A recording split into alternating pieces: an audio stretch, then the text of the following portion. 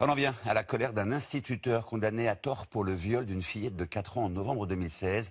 Éric Péclé a fait 4 mois de prison pour rien, alors que le vrai coupable court toujours. Il dénonce l'ineptie du système judiciaire et se bat aujourd'hui pour protéger l'enfant. Peggy Ludonneau, Gaël Courcel et Diane Douzillet l'ont rencontré. Éric Péclé a connu les doutes, les soupçons.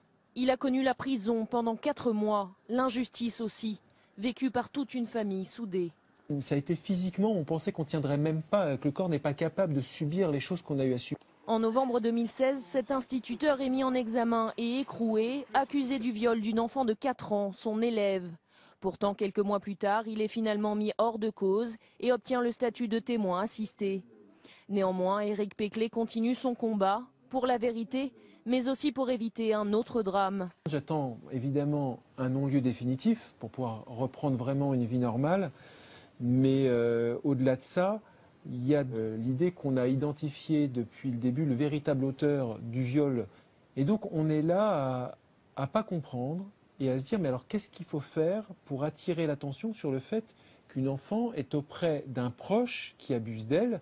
Il y a 1 an, des expertises révèlent la présence de l'ADN d'un membre de la famille sur des sous-vêtements de l'enfant, mais aucune mesure judiciaire n'est ordonnée.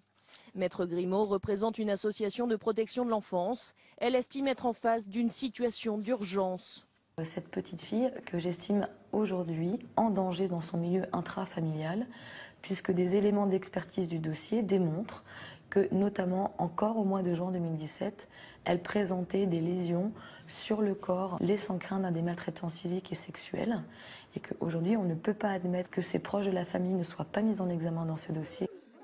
De son côté, Éric Péclé, assisté de son avocat et entouré de son comité de soutien, a décidé d'envoyer un courrier à la ministre de la Justice pour dénoncer l'inertie du dossier.